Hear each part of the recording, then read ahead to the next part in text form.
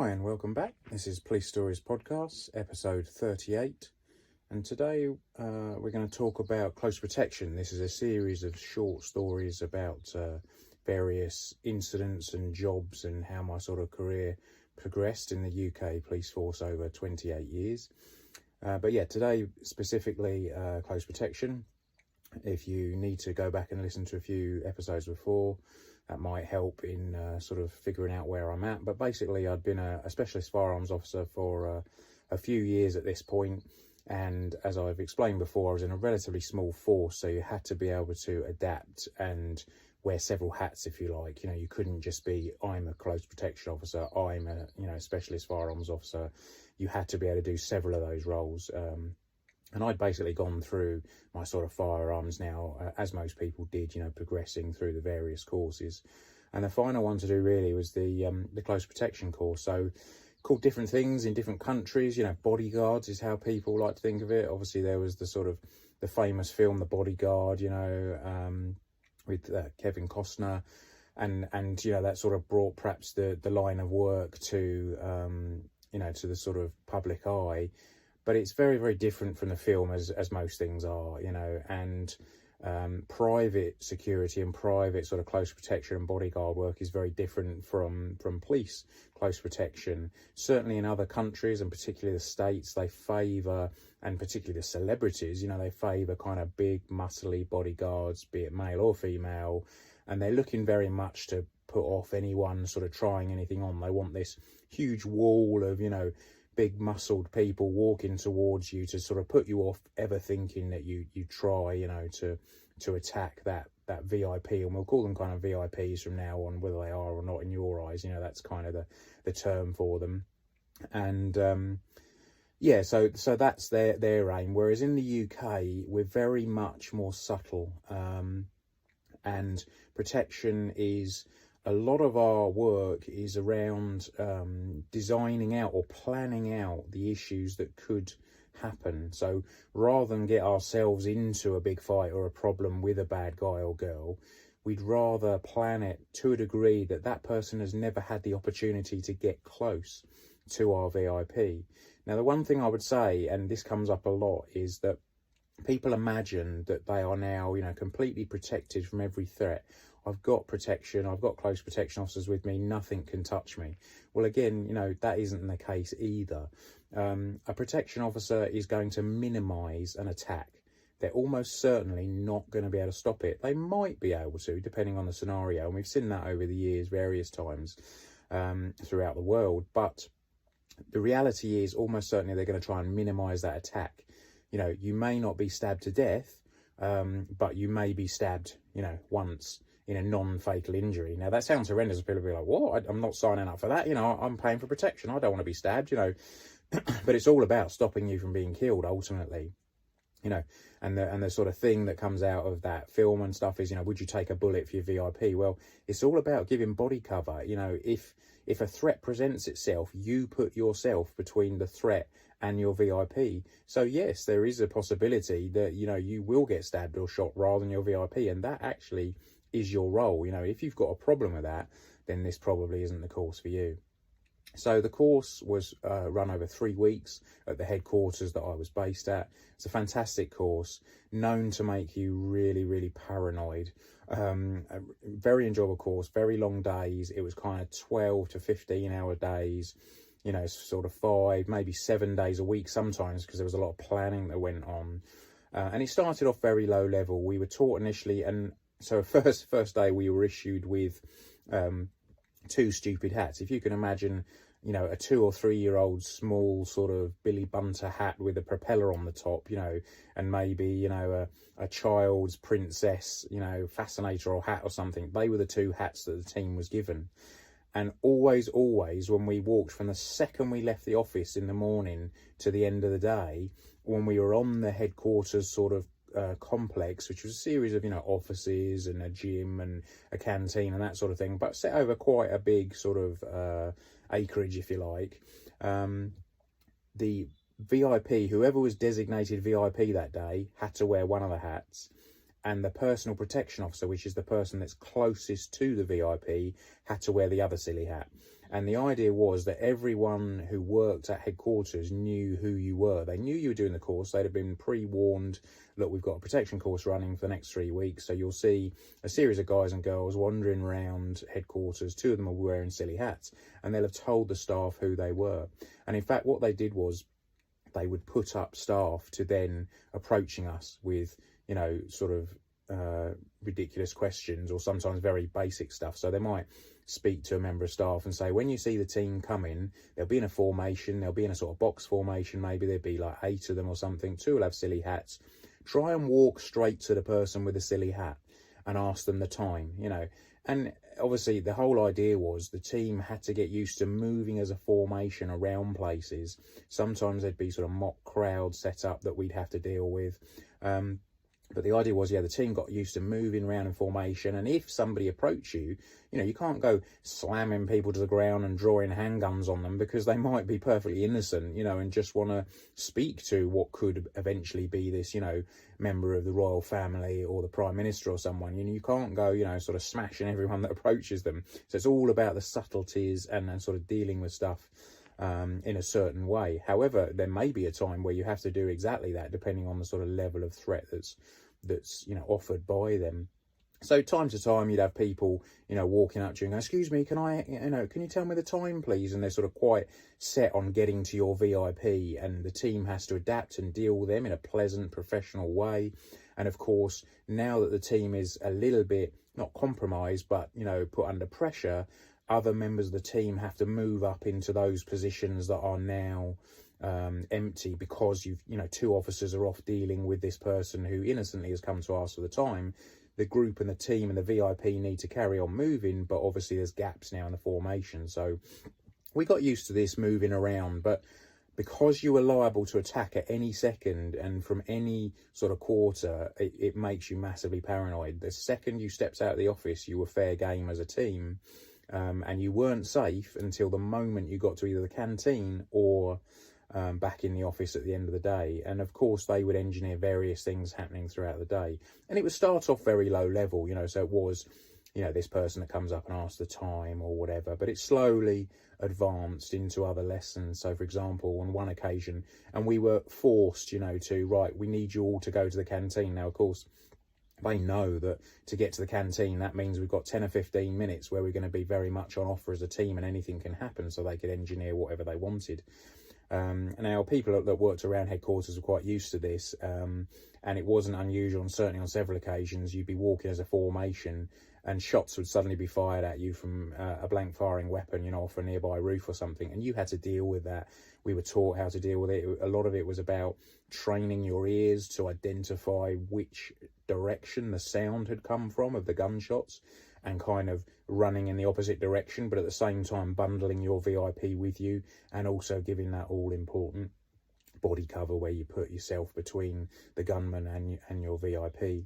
On another occasion, which was a particularly sneaky one, which we liked, one of the instructors' wives was brought in, and she put on a very, very short skirt, and basically walked towards the team, which was, you know, kind of 80% men. So without a doubt, you know, they were a little bit distracted.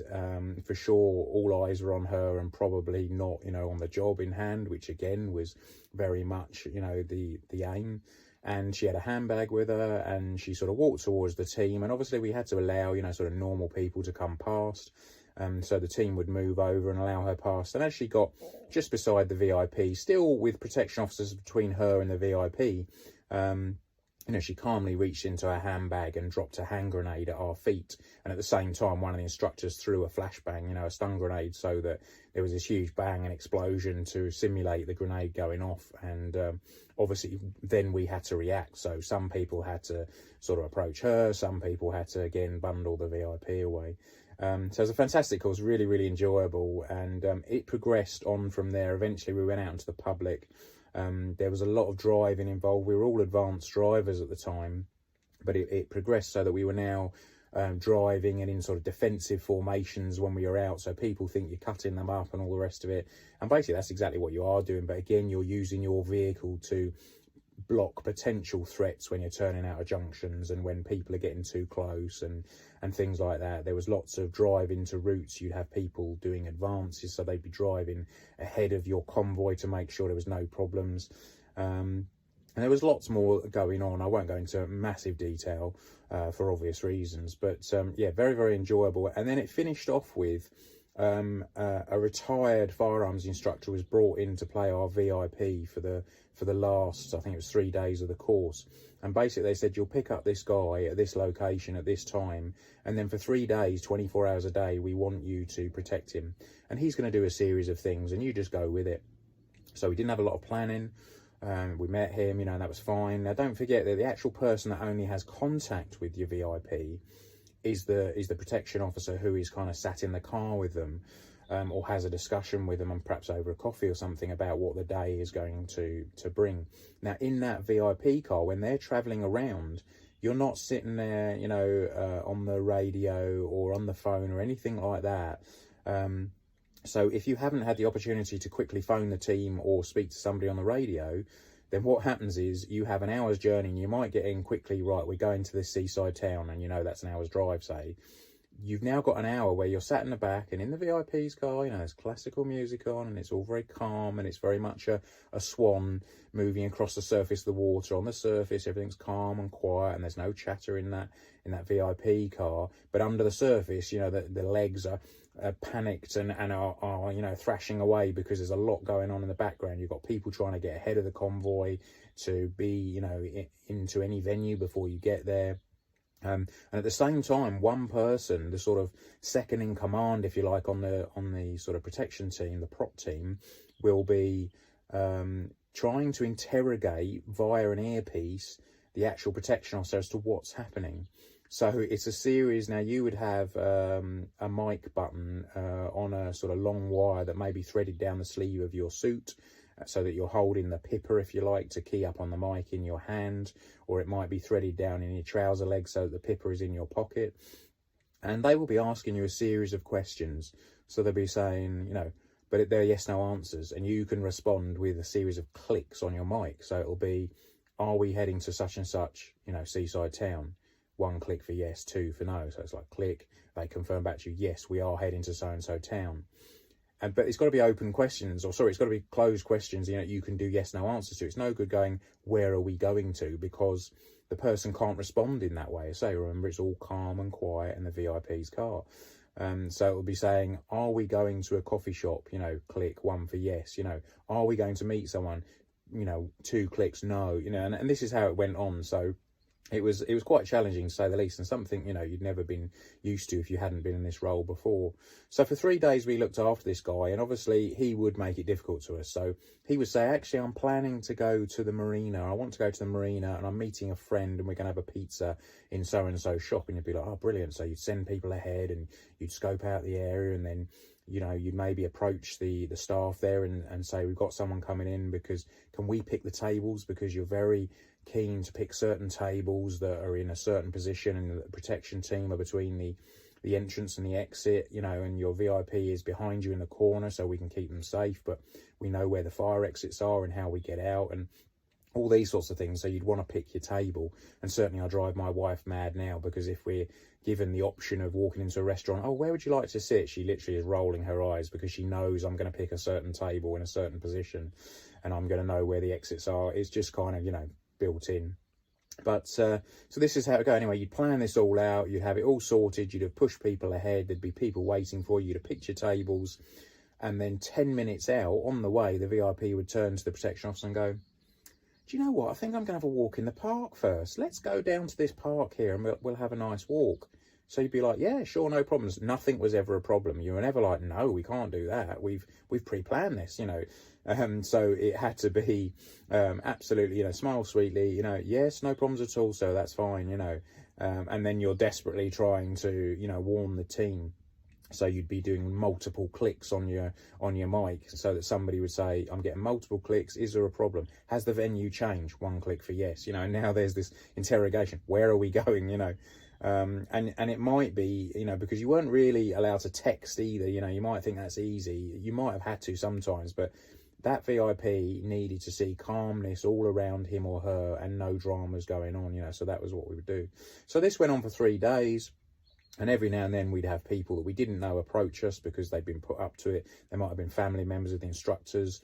Some would be difficult. And then normally at some point over the 3 days, when we were out walking, when we were sat in a restaurant, when we were doing whatever, in a hotel lobby or something, an instructor or someone you didn't know perhaps would make, an aggressive approach to your VIP and try and get close to them, or try and, pull them up on some perceived slight, because they might have been, a member of parliament or whatever in the sort of exercise brief, so there'd be somebody who had an issue with them, and you had to deal with that, and this would happen a few times.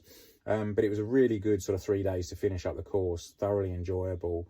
And then the final day, our VIP said, well, I want to go down and have a walk down onto, this little village. There's a lovely village by the river. I'm going to go and meet someone in relation to what I'm dealing with. Because if I remember right, I think our VIP was actually someone who was under police protection because they were a witness. And I think they'd said, I need to go and check what's happening, with this person. But they said specifically, I don't want loads of, protection officers down with me. I just want me and my protection officer, no one else. And I don't want loads of cars down there and what have you. Now, this little place, it was a village in a cul-de-sac. So it was a one-way road. At the end of the road, there was a small village with a church, a village green, and about, kind of 10 houses or something like that. That members of the public lived in. It wasn't a training scenario. It was the public arena. Some of us knew it. We pushed people down to have a look, and we decided that regardless of what the VIP said, we were going to put protection officers down there, but they were going to have to be very subtle, if not actually hide, because we knew we just couldn't get support in should there be an issue down at this place. And also being the sort of last day of the exercise, it was very much in your mind that this could be a problem, they're not going down here for no reason. So sure enough, I think I was the sort of second in command on the day. So the protection officer was going with him, and I was tasked just to be off nearby, but very, very subtle, sort of tucked away behind a wall or something. But we were all convinced that nothing too bad would happen because this was, a public place. There wasn't, anything terrible going to happen down here. So we go down for the meet, and there's a contact in the graveyard, and our VIP goes up to speak to them. And when they get within, sort of 20 or 30 yards, they say to the protection officer, well, look, I want to go and speak to them alone, so can you just wait here? So protection officer's like, yeah, fine. So he waits off. I'm in the wings. I think I was tucked behind a wall or a building or something, so I was just out of sight, but I was there. And we didn't have many other people down there because it was such a small, subtle place. You couldn't be dotting people around everywhere. So sure enough, he'd been talking to this person, his contact, for sort of 2 or 3 minutes. And to our absolute amazement, now we were all armed, but we were carrying blank rounds. There was no live ammunition anywhere.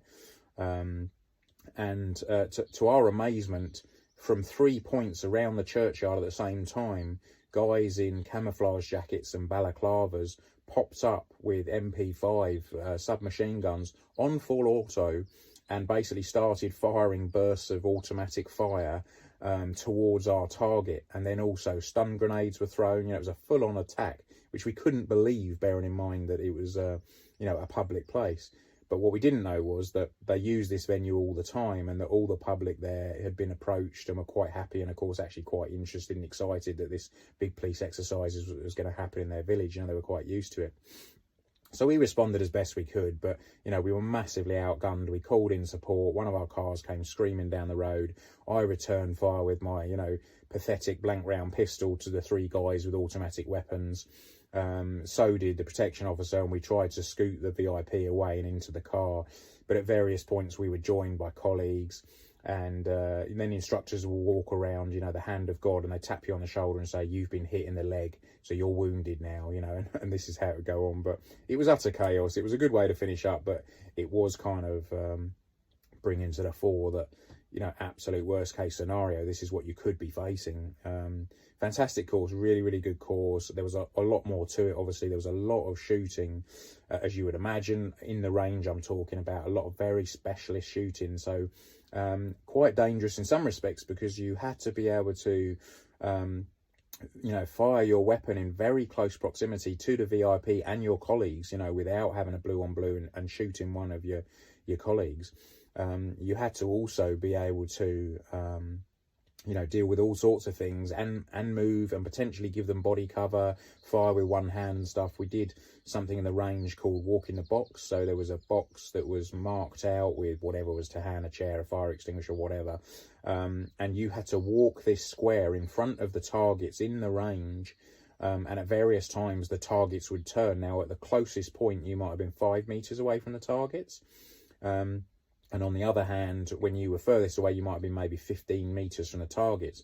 But because you were walking the box, as we said, at one point you'd be tucked behind your VIP who would be ahead of you, and you'd be over their right shoulder, say, and behind them slightly, walking straight down towards the targets. Now, if a single target turned and was a threat, you would have to get in front of them, give them body cover, wrap your arm around the VIP whilst drawing your weapon and firing single-handed from the pistol. Something very against all sort of police training and shooting, but this was specialist stuff. So that's what you did. And but that was the relatively easy one, because at least you were facing the target.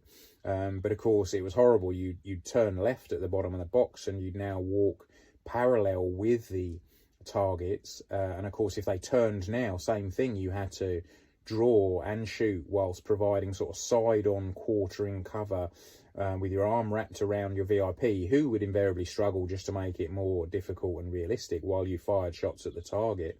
And then of course the worst one is when you turned away on the box, so now you're walking directly away from the targets, but you can't just leave your back to them, so you had to walk with your head sort of half turned towards the targets all the time. And again, if the targets turned, which of course invariably they did, you now had to basically go back to back with your VIP, wrap your arm around their waist to bring them tight into your body whilst drawing and shooting with your handgun. So very, very challenging shooting, and I say totally against everything you'd really been taught up to this point, but that's what it was. That's what it was about. We also did a lot of driving and practice driving. So as I say, we were all advanced drivers, so we were pretty good drivers, and most of us were TPAC. So we were used to, this was the tactical pursuit and containment TPAC. We were used to, crashing into other cars deliberately and things.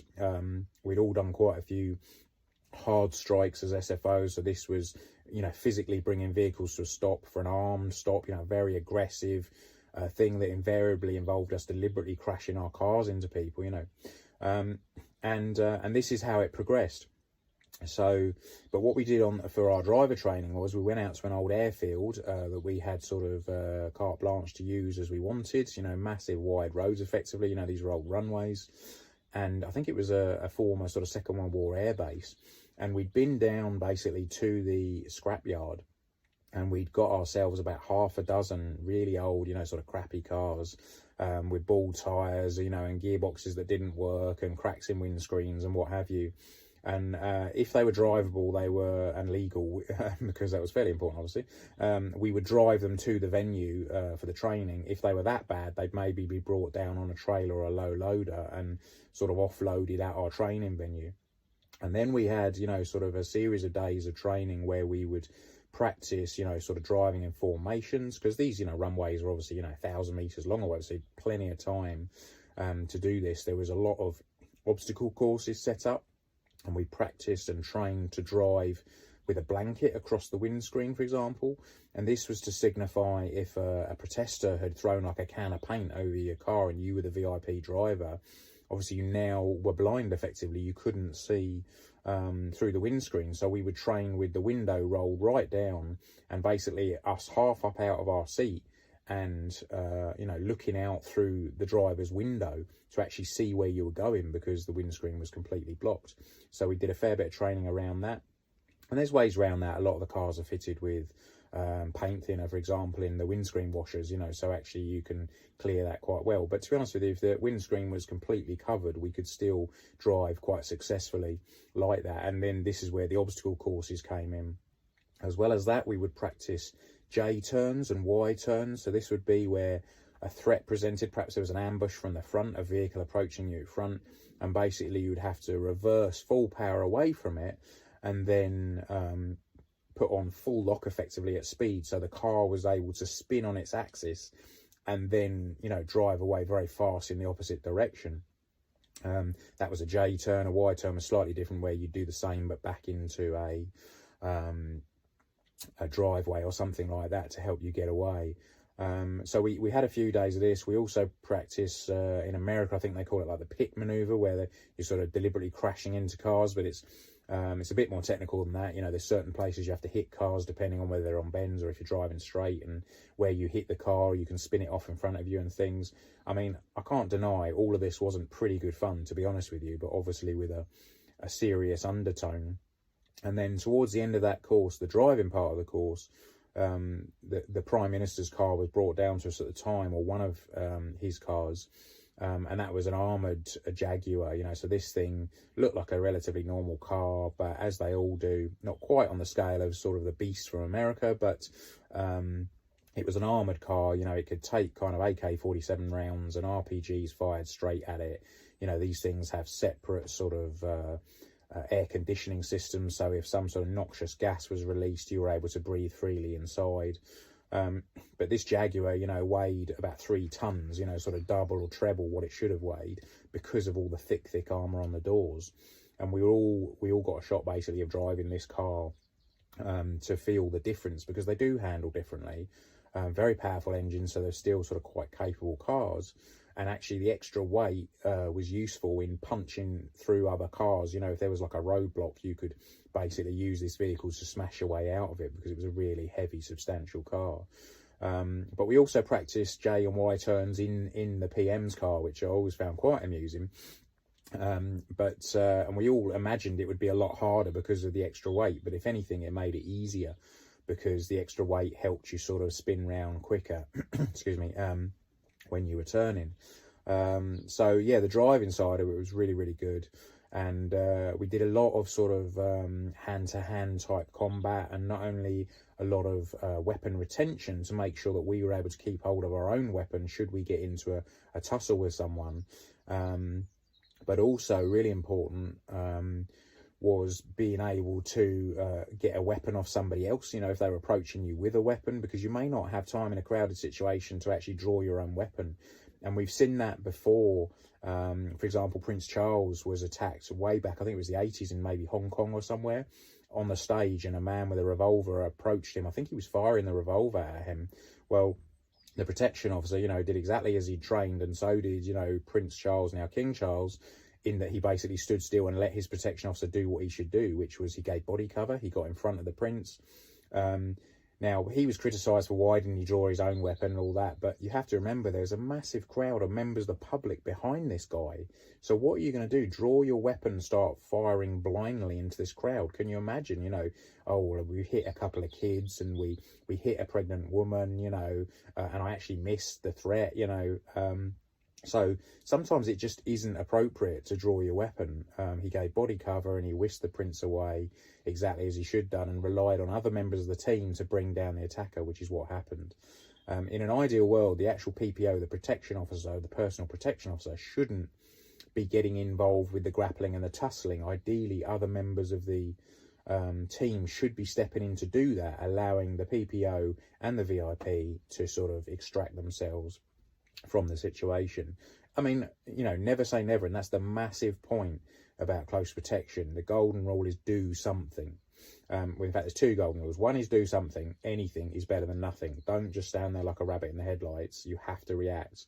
And the second one is we're not a bag carrier. Because all the time you're carrying, you know, somebody's bag, you're not in a position to do your job. However, we will come on to that probably in the next episode now, because I see that the time is getting on. That's the position I found myself in on one of my first live jobs, so we'll talk about that in a bit. So we did a lot of unarmed training, and the other thing that was really put across to us, now we've already talked, and it might have surprised you that I said, you know, if you're receiving protection, if you're you know, a celebrity and you're paying for protection, you don't expect to get attacked or stabbed. The reality is, like I said, that quite, you know, possibly might get through to you. That form of attack may get through to you, but it should be minimized massively. The scenario I explained earlier, you know, you might get stabbed once in the arm as opposed to 20 times in the chest. It sounds brutal, but that is the reality of it, you know. The other thing we were taught over and over again, and this again surprises people, is action will always beat a reaction. So, for example, if you're in a crowd and you're watching, your eyes are on stalks and you're watching everyone's demeanour, their face, their hands, what are they doing? Is the rest of the crowd waving flags and happy to see and cheering? You know, and there's just that one person in the crowd, sort of 10 people on from you, that, you know, is looking quite intense. They might be sweating even though it's cold. They just look like they're on a mission. They've got no flag. They're by themselves. You know, this is the sort of person that if you're a protection officer and you see them in the crowd, that would concern you. Now, you may well pass that on to the rest of the team and even get some of your officers to go and speak to them. You know, sometimes protection officers might just come and stand beside them. We have other people in the crowd playing other roles that might go and have a look at them. Or you might just go and speak to the uniform officer and say, there's a guy behind you, I'm not really happy about him. Can you just move 3 feet to your left? When the VIP comes, I want you standing directly in front of that person so they cannot get to them. But the point is, on this action reaction, the person who's going to do the bad thing, so he's going to draw the gun or he's going to draw the knife, they know when they're going to do that. You don't, so you're having to react to that action they've taken. Now, you will always be on the back foot.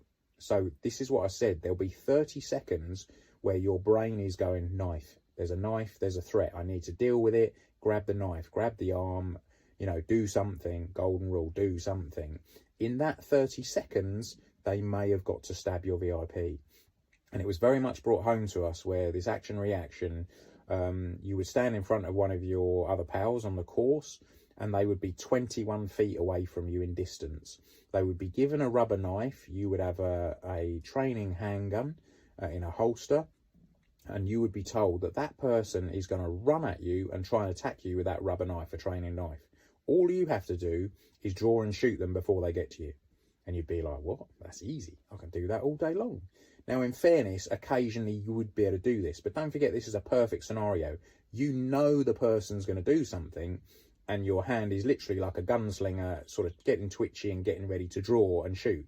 So everything's perfect. Don't forget, if you're in a crowd and you've done this for weeks on an end and nothing has happened, when it suddenly does happen, your brain takes 10 seconds to catch up and go, threat, something's happening. So your pal charges at you with a rubber knife, you try and draw and shoot them on them. Now, chances are you are going to get to draw and shoot on them, probably. But don't forget, you're reacting to them running. And by the time your brain says threat, they're 10 feet away from you. By the time you actually draw and pull that trigger to fire at them, they've stabbed you once already. You've probably prevented the attack being worse, but they have got to you. And it really brought home just how, you know, switched on you have to be all the time. And that's why the sort of crowd situations were an absolute nightmare for a prot officer. You know, you say eyes on stalk, high alert beyond belief, you know. But we would look to very much plan those situations out by having officers around and moving officers subtly to block certain people getting between them. We could even speak to the VIP and go, should we just move on to the other side now? You know, if someone's meeting and greeting, you know, pressing the flesh, shaking hands and kissing babies and what have you, you know, they sort of flicked from side to side. So you might encourage them, should we just go over this side because there's some people over here perhaps you should see. Now, generally it wasn't your role to do that, but the person would have been briefed. If your prot officer gives you a bit of a steer like that, take it, because they've seen or heard something that they don't like the look of and they're trying to prevent you. So we've now negated that threat completely just by being a little bit switched on. And this is what I was talking about. We don't have to put, you know, 10 muscle men in front of them to do the same job. It will do it, but it's not very subtle. So I think we're just over half an hour. We'll call a stop to it there. I've got some more talking about close protection next week, and we'll talk about some live jobs and some of the things that happened. So hopefully I've not rambled on too long and you found it interesting, but we'll come on to some more next week. In the meantime, you have a good week and I'll speak to you soon. Take it easy. Bye.